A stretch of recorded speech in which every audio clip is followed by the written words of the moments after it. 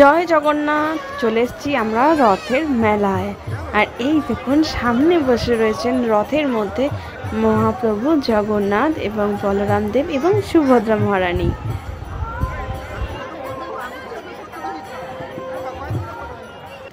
Good morning everyone, welcome back to the channel again Medha Shruti. বৃষ্টি মুখর একটি দিন দিয়ে শুরু হলো আজকের ব্লগটি। আর আজকের দিনটিতে বৃষ্টি তো হবেই সারাদিন, তার কারণ আজকে হচ্ছে জগন্নাথ দেবের রথযাত্রা। শ্রী শ্রী মহাপ্রভুর আজকে শুভ রথযাত্রা। সবাইকে জানাই রথযাত্রার অনেক অনেক শুভেচ্ছা। ভগবান জগন্নাথ দেব সবার অনেক মঙ্গল করুন, ভালো করুন, সমস্ত মনোবাঞ্ছা পূর্ণ করুন, এই কামনাই করি। আর দেখুন সারাটা সকাল জুড়ে এরকম সুন্দর বৃষ্টি হয়ে যাচ্ছে।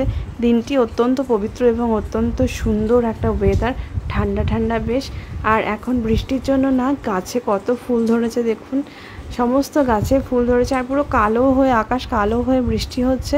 আর রথযাত্রা এসে যাওয়া মানেই তো দুর্গাপুজো এসে যাওয়া, কারণ আজকের এই পবিত্র দিনে অনেক জায়গাতেই দুর্গাপুজোর খুঁটি পুজো হয়ে থাকে। লাস্ট কয়েকদিন ধরে এত সুন্দর বৃষ্টি হচ্ছে, আমাদের পুকুরটা না পুরো কানায় কানায় ভর্তি হয়ে গেছে। দেখুন কত সুন্দর জল একদম টলমল করছে পুকুরে।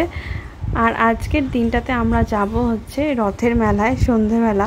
তো সকাল সকাল চলুন দেখাই আপনাদেরকে, ভগবানকে একবার দর্শন করে নিন। আজকে তো গোপাল সোনারও রথযাত্রা, তো আমরা সুন্দর একদম পুজো করে নিয়েছি ভগবানকে। এই যে আজকে জগন্নাথ দেবকে দিয়েছি সকালবেলা চিড়া, তার সাথে বাতাসা, খই, মুরকি, এই সমস্তগুলোই দেওয়া হয়েছে।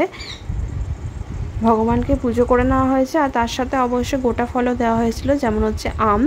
আর তারপর আমরা সন্ধ্যেবেলাতে আজকে যাব রথের মেলায়। চলুন তাহলে দেখতে থাকুন আজকের ব্লগটি, আজকে রথযাত্রা স্পেশাল ব্লগ। সকালবেলাতে আমরা সেরকম আড়ম্বর করে পুজো করিনি, শুধুমাত্র ঠাকুরকে ফুলই দেওয়া হয়েছে। কেন এত বৃষ্টি হচ্ছিল যে সেরকম জোগাড় করা হয়নি, যায়নি আর কি, সম্ভবপর হয়ে ওঠেনি। তো দেখি বিকেলবেলা যদি কিছু জোগাড় করা যেতে পারে। সারাদিন ধরে যা বৃষ্টি হচ্ছে। এখন হচ্ছে সন্ধ্যা 6টা বাজে, আর আমরা এখন ভগবানকে দিয়ে দিয়েছি সন্ধ্যের শীতল। আজ রথযাত্রা স্পেশাল ভগবানকে দিয়েছি মালপোয়া, রসগোল্লা, আর তার সাথে হচ্ছে আম। সকালে তো সেরকম আড়ম্বর করতে পারিনি বৃষ্টির জন্য। দুপুরের পর থেকে বৃষ্টিটা একদম ধরে গেছিলো, সেই জন্য একটু জোগাড় করতে পেরেছি ভগবানের কৃপায়। আর আবার বিকেলের দিকে হঠাৎ করে এক পশলা বৃষ্টি নেমে গেল। তো ভাবলাম বোধহয় আজকে আর যাওয়া হবে না, কিন্তু আবার দেখলাম আকাশটা পরিষ্কার হয়ে গেছে। 15 মিনিট পর বৃষ্টিটা আবার থেমে গেল। তো আমরা এখন রেডি হয়ে যাচ্ছি রথের মেলায়। আর আজকে তো রবিবার, সেই জন্য রাস্তাঘাট একটু হলেও ফাঁকা, না হলে এই রাস্তাটায় অসম্ভব বেশি ভিড় হয়। রথের মেলা জেনারেলি বিকেল দিক করেই যাওয়া হয়, কিন্তু আজকেও বৃষ্টির জন্য একটু লেট হয়ে গেল। 7টা বেজে গেছে, আর অনেকে মেলা থেকে ফিরছে। আর এরপর ভিড় দেখে তো বুঝতেই পারছেন মেলাও এসে গেছে, মেলার লাইটিংও শুরু হয়ে গেছে। চলুন এবারে মেলাতে ঢোকা যাক। আর এই দেখুন মেলার গেট।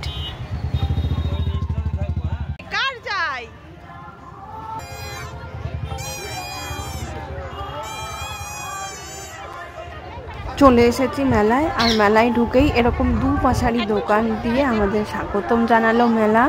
আর দেখুন কি সুন্দর, এখানে পুরো নাম সংকীর্তনও চলছে একদিকে, আর একদিকে ওই যে দূরে রথ বসে আছে। চলুন তাহলে এবার রথের দড়িটা একটু টেনে প্রণাম করে আসি। এই যে দেখুন রথের দড়ি, আর এই রশিটা জুড়ে কি বড় লাইন পড়ছে। সবাই মোটামুটি রথের রশিতে টান দিতে চাইছে, একবার অন্তত ছুঁয়ে প্রণাম করতে চাইছে। আর এই যে আমাদের সামনে রথ দাঁড়িয়ে আছে, কি সুন্দর জগন্নাথ মহাপ্রভু, বলরাম দেব, সুভদ্রা মহারানীকে লাগছে। রথটা সাজিয়েছেও ভারী সুন্দর করে। আর রথটা না 4-5টা প্রদক্ষিণ করতে গিয়ে দেখলাম কি মিষ্টি রজনীগন্ধার গন্ধ আসছে। পুরো গোটা রথটা তো রজনীগন্ধার মালা দিয়ে সাজিয়েছে, গাঁদা ফুলের মালা দিয়ে। আর জানেন তো এই রথটা দেখুন একটা অ্যাকচুয়ালি গাড়ি, যে স্টিয়ারিং রয়েছে। রথটা হচ্ছে এরকম এখান থেকে মাঠ থেকে মন্দিরে নিয়ে যাওয়া হয় চালিয়ে, পরে আবার উল্টো রথের দিনকে রথ আবার এখানে এই মেলাতে এসে বসে। আজকে রথের মতন উল্টো রথের দিনেও এরকম সুন্দর মেলা বসে। আমরা না আগে ছোটোবেলাতে উল্টো রথের মেলাতেও আসতাম, কিন্তু এই যবে থেকে গোপাল সোনার জন্মদিন উল্টো রথের হয়েছে তবে থেকে আমরা আর আসতে পারি না, কারণ সারাদিন ব্যাপী একটু জোগাড় যন্ত্র তো করতে হয়ই। গোপাল সোনাকে টাইম দেওয়ারও একটা ব্যাপার থাকে, ওই রকম একা করে রেখে তো আর চলে আসতে পারি না বলুন। আর সেকেন্ডলি আপনাদের জানাই যে গোপাল সোনার জন্মদিন কী করে উল্টো রথে হলো। সেটা হচ্ছে অনেক ছোটোবেলায় না একবার, তখন আমার কত 6 থেকে 7 বছর বয়স, তখন একবার উল্টো রথের মেলা থেকেই গোপাল সোনাকে নিয়ে গিয়েছিলাম বাড়িতে। সেই থেকেই আমরা উল্টো রথের দিন গোপাল সোনার জন্মদিন উদযাপন করি। আর এই যে এখানে না উল্টো রথের দিনকে বা রথের দিনকেই হোক, মানে যেদিনকেই রথের মেলাটাকেই বেস করে মোটামুটি মাটির জিনিসপত্র বসে। এখানে সমস্ত রকম জিনিসই তো বসেছে, দেখুন এই দেখুন মাটির জিনিসও বসেছে, মাটির মূর্তি। তো এখান থেকে এইরকমই একবার ছোটোবেলাতে নিয়ে গিয়েছিলাম। আর একদম রথের মেলা বলতে যেরকম বোঝায় মাটির জিনিসপত্র, তার সাথে কাঁচের চুড়ি, পাঁপড় ভাজা, আনারস, মানে সমস্ত কিছু, বাচ্চাদের খেলনা, এই সমস্ত জিনিস নিয়েই অ্যাকচুয়ালি এই মেলাটা, যার জন্য এটা আসতে না খুব ভালো লাগে।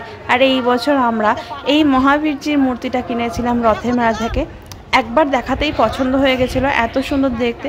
আর দেখুন এখানে গোপালের মূর্তিও অলরেডি রয়েছে অ্যাভেলেবেল, প্রত্যেক বছরের মতন এরকমই আগে একবার অনেক ছোটোবেলায় কিনে নিয়ে গেছিলাম। আর এমনি প্রত্যেক বছর না এমনি কিছু না কিছু মাটির জিনিস কিনে নিয়ে যাই।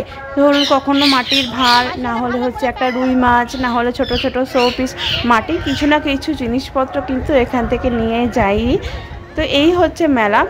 গ্রাম বাংলার একদম মেলা বলতে যা বোঝায় রথের মেলাটা আমাদের সেই রকমই হয়, অনাবিল আনন্দ দেয়। তবে কি জানেন, এই কোভিডের সময়কালে না গত 2-3 বছর এই মেলাটি বন্ধ হয়ে গেছিলো। আপনারা তো দেখেইছিলেন, আমরা অন্য একটি মেলাতে গেছিলাম গত 2-3 বছরের ব্লগে। ওই ইস্কনের যে মেলাটা হয় সেটা এত সুন্দর হয় না, ইস্কনেরই তো শুধু মেলাটা হয়। তবে এই মেলাটা হচ্ছে একদম গ্রাম বাংলার মেলা যেরকম হয় সেরকম। আর আপনাদের সাথে তো শেয়ার করাই হয়নি মেলাতে কী খেয়েছি। এই যে আলুর চপ, ঘুগনি, এগুলো কিন্তু একদম নিরামিষ, আর তার সাথে ফুচকা। এখানে কিন্তু সব নিরামিষ বিক্রি হচ্ছিল। মেলা ঘোরা আমাদের প্রায় শেষই। এই যে আসার সময় এখান থেকে নিয়ে নিলাম প্রসাদ, কারণ এখানে দিচ্ছিল মহাপ্রসাদ, চিড়ে, আর তার সাথে হচ্ছে বোঁদে। আর আরেকটা কথা তো বলাই হয়নি, যখন আমরা পুজো দিতে গেছিলাম না রথের মধ্যে, তখনও কিন্তু প্রসাদ দিয়েছিল। আর এই দেখুন এই মূর্তিটি মহাবীরজির আমরা কিনে এনেছি। আর এই হারটা, এটা তো আমাদের গতবারের মহাবীরজির গলাতেই ছিল, তো ওই মহাবীরজিটি একটু নষ্ট হয়ে যায় বলে আমরা এই নতুন মহাবীরজি কিনে এনেছি। আর আমরা প্রসাদে পেয়েছিলাম নকুলদানা। এই ছিল আজকের আমাদের রথের মেলার ভ্রমণ কাহিনী। কেমন লাগলো আপনাদের অবশ্যই জানাবেন।